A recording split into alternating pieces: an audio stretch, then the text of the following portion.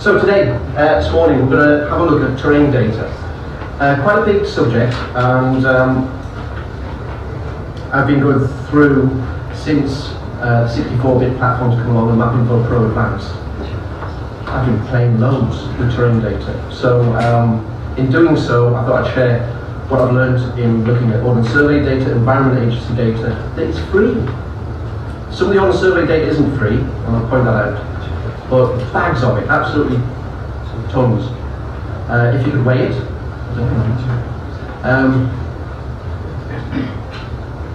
this data is supplied in ASCE format. What we do with it, so I'll explain a bit on that.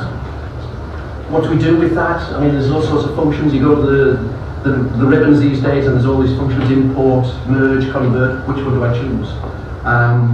Convert to what? MRR? Well, this is a new acronym on the block. That's come along with MapInfo Pro 16 and 15. Yes, you get a raster picture, but it's a lot more than just a pretty picture. John, can I just apologise? If we have the lights at this level, the internet stream can't see, so I'll have to be with my goal, I'm afraid. Apologies. Okay. Martin's camera's not night vision. Give me ammo. And so, why are we going through this? I'm a vector man at heart, I don't know about yourselves, when it comes to GIS. Raster's out there, we know raster, what do we do with raster? It's a pretty picture, isn't it? So we refer to both, but in this reference, we're looking at raster by way of a raster grid. So we're arranging things in cells, something that's called pixels, rows and columns, nice and neat. Each cell has an attribute. And when we're talking about terrain data, that attribute represents the Z value, the height value, the elevation. And we're taking in LiDAR data, DSM, DTMs, I'm throwing more TLAs at you. So that's a three-letter acronym. So we've got a lot of this new data that I just want to go through and explain. We can use it for other things, which I'll mention as well. Why did MapInfo Pro do this? Well, raster is nothing new. In fact, when I went to college first off to do GIS, we were doing, I remember Ievers. Ooh, what a we are. What a wonderful package. Windows. Ievers is the way forward. Everything was raster. And that's when I said, I really want vector. Now I've got vector, I really want some of this raster. So why? Satellite data, absolutely hordes of it.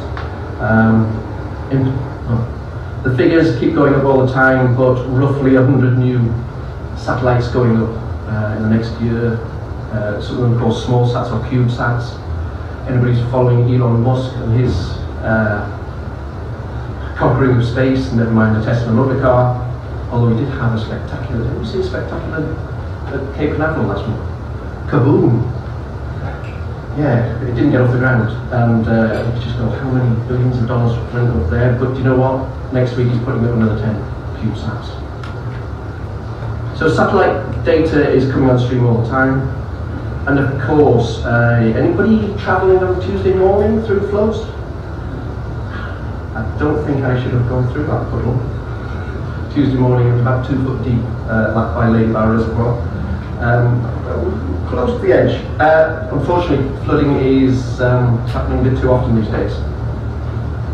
And of course, looking at in urban planning, anybody in telco, they use raster grids all the time, not for height and elevation, but for signal strength. So for them, it's key for that sector. And once we're talking about raster, yeah, but hang on, what about my images? What about my 1 to 50,000 scale mapping? 25K or whatever.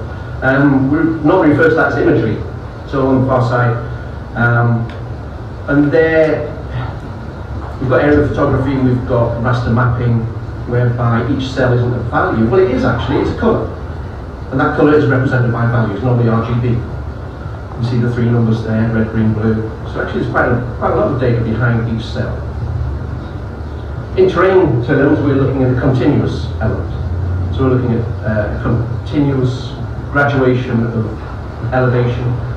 Mentioned other uses here, air quality, temperature, some people use it on soil samples, whatever that value is, a Z value. I remember quite a few years, Marks and Spencers were using this. They were presenting at the MOOC, and they were doing it on spend. So the Z value was on how much people were spending in different areas. Hotspot mapping falls into this category as well. But you can also take data and classify it. So rather than a Z file, you can take vector data and classify it into, say, agricultural land, urban land, water. And you're having, so once you've got that raster data, we can go on with some of the other functionality and start doing grid math. As the Americans would say, math, not mathematics. So, 3 different types of raster data. We're going to be looking at the continuous ordnance survey. There's somebody in the crowd. Great. 2013, new ordnance survey data came along. The free one, the free open data, you'll find OS Train 50. Download it, it's great. It works. The only element there is, as with a lot of free data, it's very coarse.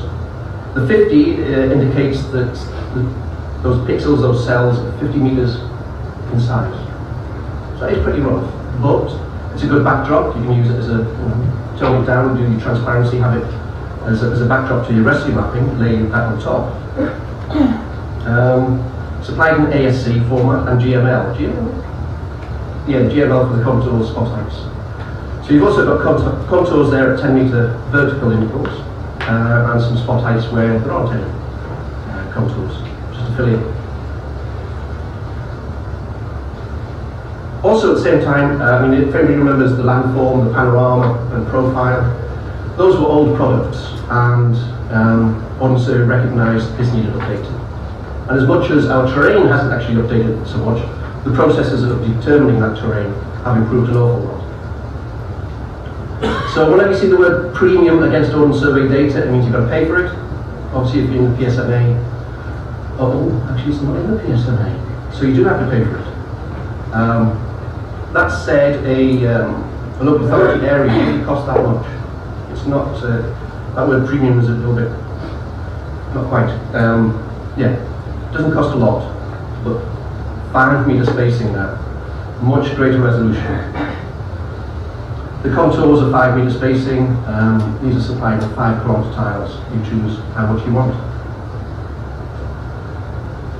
When they were doing those terrain, they added a lot more into the modelling by way of looking at key features of communication, new roads, lakes and quarries.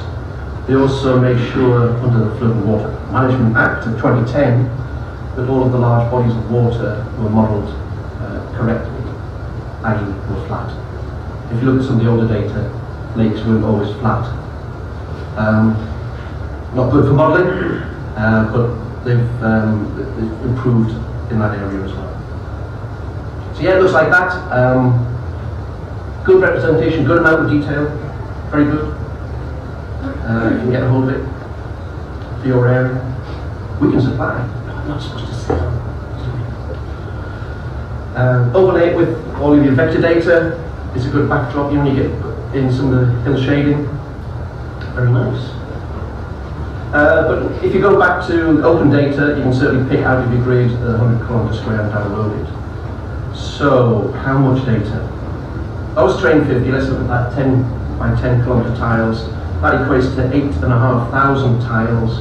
Each tile has 40,000 data values in it, each pixel. So in total, 342 million. Oh, I've got my maths back. Woke up this morning and think, did I get my maths right on this? And I had to double check it. But yeah, 563 megabytes in ASCE format. When you go to OS Train 5, whoa, we go up quite a bit more in the data volumes. So 5 kilometre tiles, 35,649, and 1 million data values per tile. Has anybody used or still got vertical mapper? A few. Engage, some of the Engage products as well. Vertical mapper was great 10, 15, 20 years ago. But get beyond 5-10 million points and it starts to slow down. In fact, it's pretty slow as soon as you put any amount of data to it. And each one of these is 1 million points. In total, 35 billion values if you want to do the whole of the GB, and 61.8 gigabytes. So I took on the challenge. Remember those two figures? Put it into MapInfo Pro 16. Did the whole lot. Oof. Well, actually, Terrain 50 I was able to do in one fell swoop. It was my first attempt. I thought, will it take all of them? And it did. 188 megabytes. So this format MRR is compressed binary, and so do it. Give it a go. It's free. There you've got a wonderful map of GB. Boom. OS Train 5 took a little bit longer, but that has become one file of 26.5 gigabytes. I had to do it 100 kilometre chunk at a time and then merge them all together. And I didn't sit there for 2 weeks doing this. I did it sort of in my lunch break, set it off another one. I was just going to do the north, and then I did the north and Wales, and then England, and then somebody said, go on, do the rest. So I did.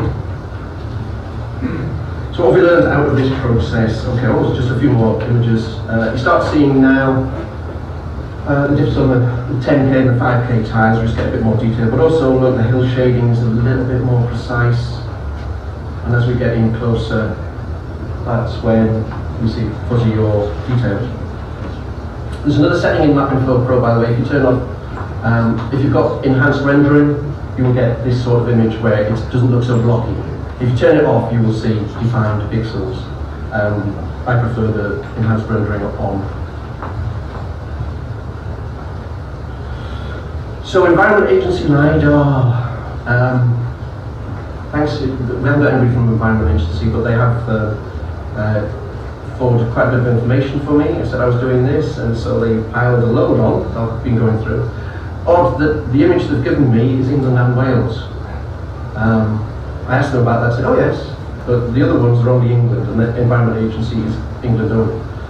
But gathered since 1998, it's not complete GB or indeed England. There are gaps. 75% of England, okay.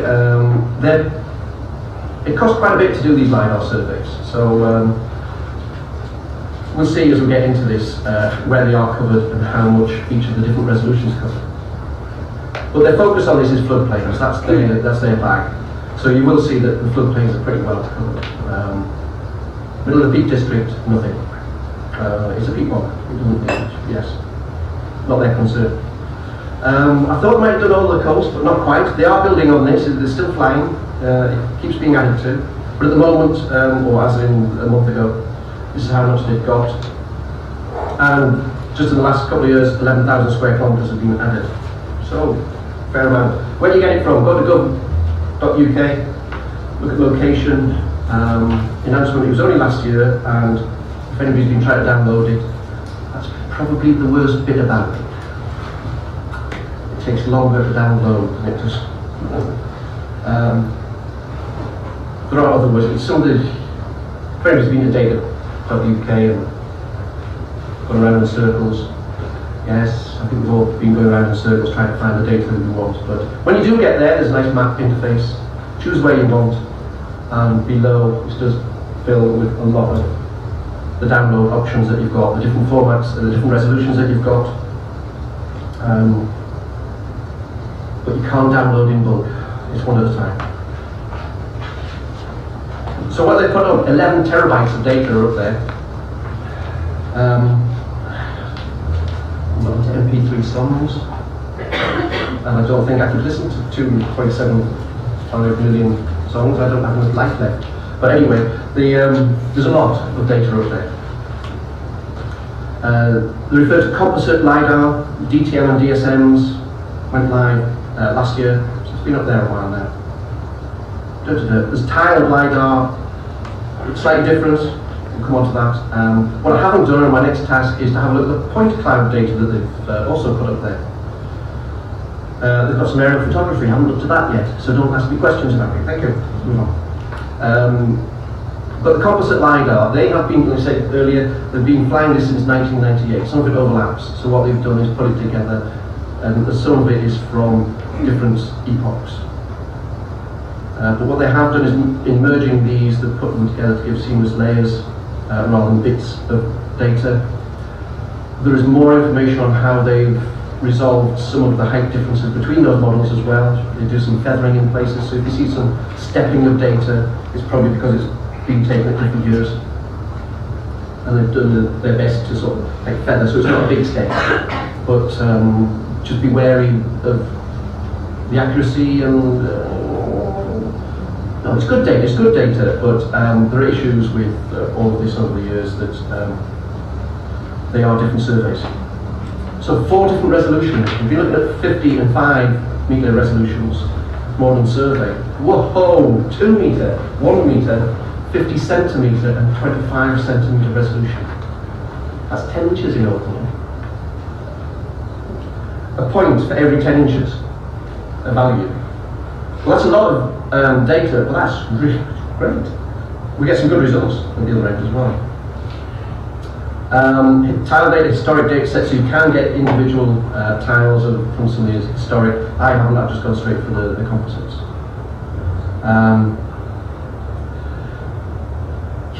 Anybody who's got a coastline, this comes in useful when you're looking at some of the historic data sets, when you're looking at beach morphology, looking at how those sands and the coastline is moving. You will notice differences along there depending on which bit of coastline you're on. Image, thanks to Environment Agency, putting all this data together, they've been doing a lot of modelling. And look at the fluvial geomorphology of the fens. Fantastic. Good. So I've been throwing a few, I thought, hang on, stop throwing acronyms at me. DTM, Digital Terrain Model. This is the one where we talk about bare earth, no buildings, no trees. Now in some places, it's an algorithm that's worked out by taking away the buildings. And some places I've seen it not quite right. Particularly if you've got a lot of tree cover, the roads aren't always level when they take away the trees. But the DSM, the digital surface model, that is basically wherever you get reflection of the laser, you get a value so you can see everything, vegetation, buildings, cars in a car park. Obviously, we can't go on the cars being there next week. But at the 25 centimetre, you can more or less pick out what model of car it is. And LiDAR that we keep referring to, it's the acronym for Light Detection and Ranging. It's pulsed radar from an aircraft.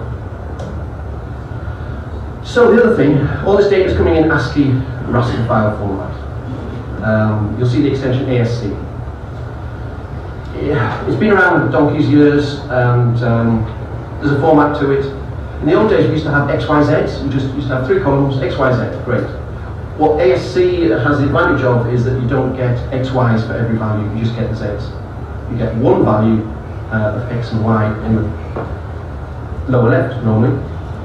So we have X coordinate in the lower left corner and Y coordinate. You have the number of rows and columns, so you have these 6 header rows at the top, and the rest of it is the data.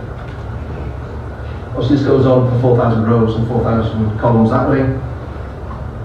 Cell size in this instance is 0.25 of a metre. And that first value represents, we get a pixel at the end of it, a grid cell. There's that first value. But also note that in the guide it says that that first value is not in the right place. So as a human we look at that and go, oh great, yeah, we see that. And if we were to picture that in numbers as a terrain, you can probably see hills and valleys, can't you? No. Okay. So we convert it to an image. But the guide keeps saying that that first value is top left. It's not. It's lower left. That's how computers work out, not how humans view it. So, hang on, do I really need MapInfo Pro Advanced? No.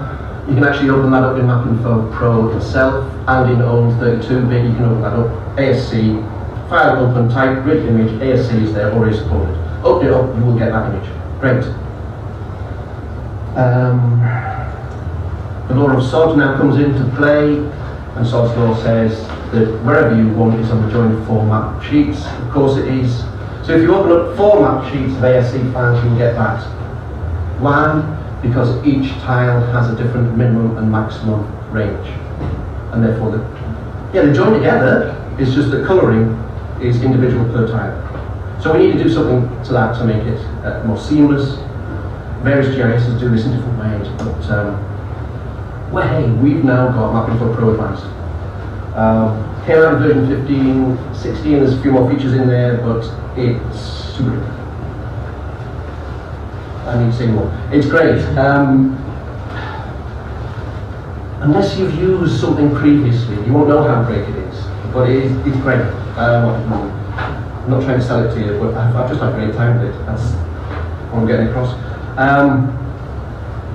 You can do everything you want with rasters now in Pro Advanced. Well, there's probably more to come, but we can do like convert. So even if you haven't got Pro Advanced, you can convert other formats from that into MapInfo. We support pretty much most of them and the GDL formats. Pinnacle is also working with FME to get the new MRR format involved wider and not just the MapInfo fraternity, because MRR, this is where some boffins have made a light step in handling grids. Multi-resolution raster. You will see some other files in there as well, GHX files and all sorts, because it's doing pyramiding. But what we get is, this amount of data, you needed a step change in order to handle it all. So we get fantastic performance, yes. It does more than what I'm supposed to be talking about. The numeric classified and imagery data. It's supported in the other products like Spectrum Spatial and Map Extreme as well, good. And the multi-resolution element comes in because when we do have multiple resolutions like the Environment Agency data or the Landsat data and other raster formats, we can put it all into one file as well. Very clever, mix it all together. And multiple values extends it an awful lot. Just a little image of how you can have different cell sizes in the same MRR, in the same grid file. Okay, so if I picked up MapInfo Pro Advanced, what do we have to do? There's the nice new ribbon. We look at the raster type, that's the raster ribbon. Look at raster operations, we've got quite a few there.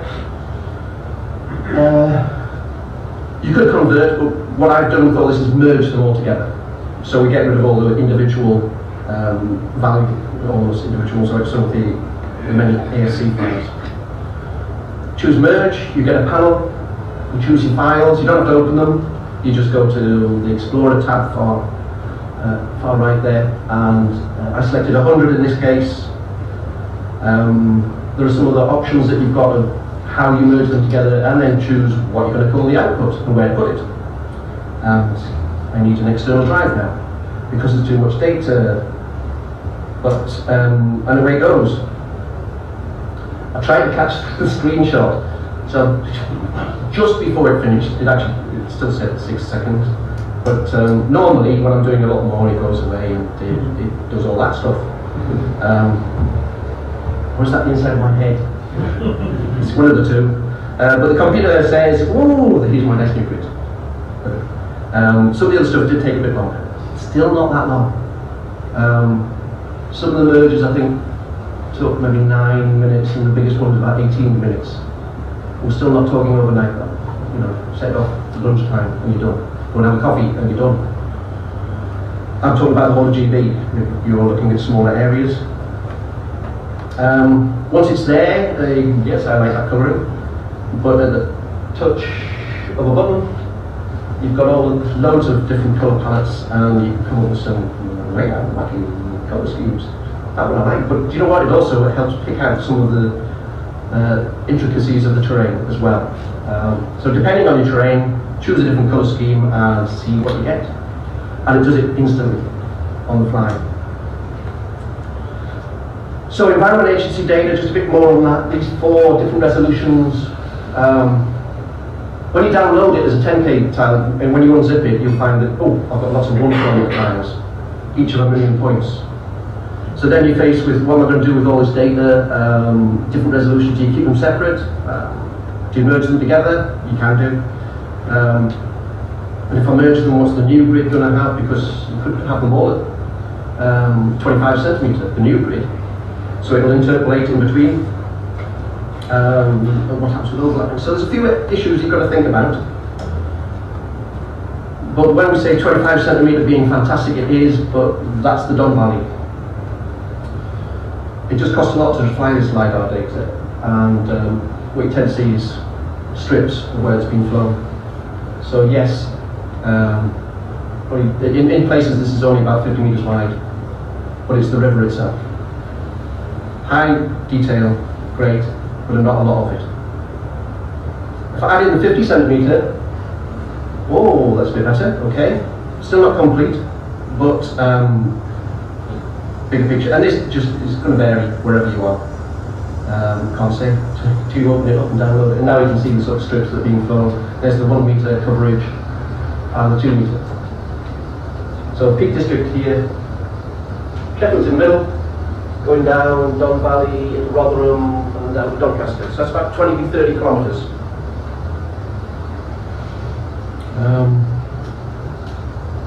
Great.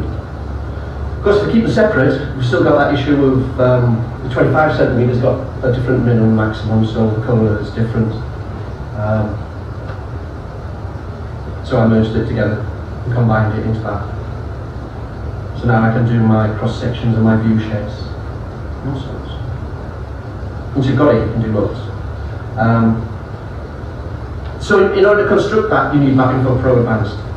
But if you've got MapInfo Pro and somebody else has produced these MRR for you, you can view it as a standard MapInfo Pro user. So on that raster tab, you'll see it. These are all the functions that you have. To open, copy, delete, rename. You can click on those rasters, get the cell values, the height at any given point, change the colours, play with that.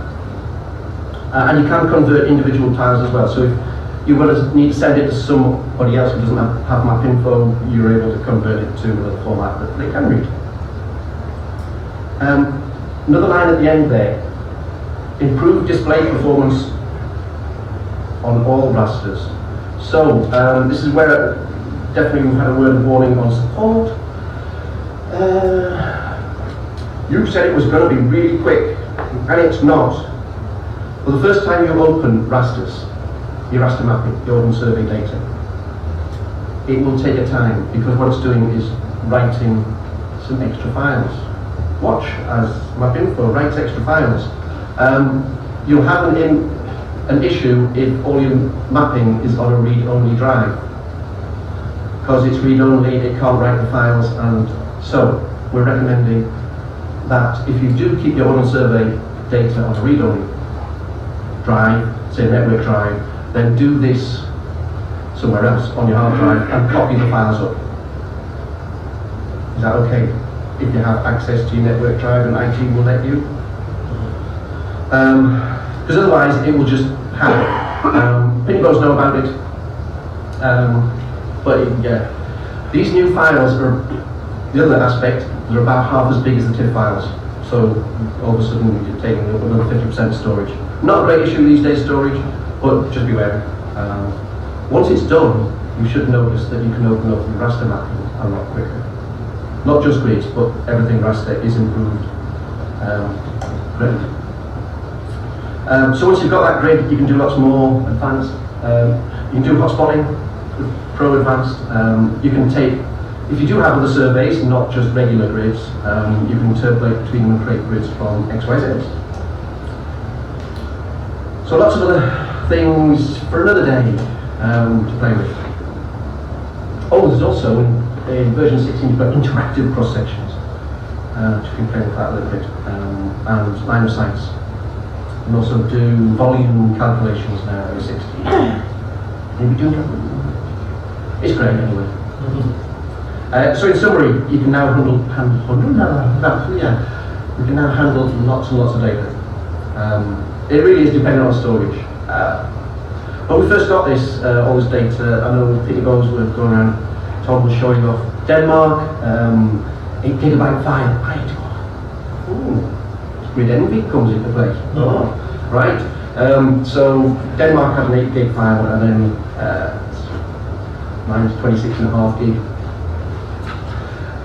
So then the Australians come along and have a 1 terabyte grid. And I think over in the States they've taken NASA data for the whole world, and it's well beyond a terabyte. My 26.5 gigabyte grid looks so great now. But the performance, the thing is, it doesn't matter if it's 26 gig or 2 meg, the performance is exactly the same. I've run out of time on that. Probably? I don't know. I'm looking at Brian. I'll show you, well, come and have a look outside. It takes the same amount of time to view a 2 megabyte file as it does any of these. It's great. Oh yes, I know, it's definitely time to go there. My battery is running low. Excellent performance and live the dream. Thank you. Any questions? Brian! You mentioned about writing to the location where the original rasters are, if you're going back to all the survey rasters. You have the ability to direct that written file to an alternative. Is that within options, or does that? No, it's not. So for those didn't hear, Brian asked, when MapInfo writes these extra files for the raster files, the GHX files, there's 2 files in every. And no, it writes them in the same folder. It's next to each other. So it is a case that do it on your hard drive and copy them up. Yeah, so that would be a triple then if you're not doing it. It is a triple. We've had it, yeah. Certainly. Okay, thank you. Not what I was here to talk about, but Duncan? Mr. Hill. Yeah, John, great presentation, thank you. Just a question on the EA LiDAR data. Yes. I think you said you combined together the different resolutions. 4 resolutions. So there isn't a combined version supplied by them? No. presumably? No, they're all separate. You have to combine them. Yeah. Well, when you do, you can see when you do cell values, if you've got one on top of the other in layers, you can keep them separate. When you do a cell value and drill through, you will see maybe half a meter difference. Right. So that starts introducing some doubt into which one's correct. Okay. But normally you go with the high resolution one. Sure. Yeah. Okay, thanks. Is it for zooming in? Is that a great value for combining layers so that as you get closer it will just have the more detail shows? It's just performance at all levels, or whatever zoom. Are we doing for time, Brian? Have I got over? Forever. We did start with it later. Okay. I was going to say open. Even opening. There's the 50. Our battery's running low. I've got the excuse now. And that's the other thing. I never go on a super fast. This is an i3. There's GB and that performance. Whatever size grid it is, the performance is the same. But yeah, at a certain level, this is 50 meter grid, so it gets a bit fuzzy. So if I do the 5 one on top, it's opened up like that. Yeah. So now we've got some extra detail, some wonderful detail. That's the Austrain 5, so the LiDAR even better, and it's just that performances. But at some stage, yeah, you're getting down to pixel size, so you can't get any closer than the resolution that it is. Yeah. Any question? Okay. Thank you. Thank you very much indeed.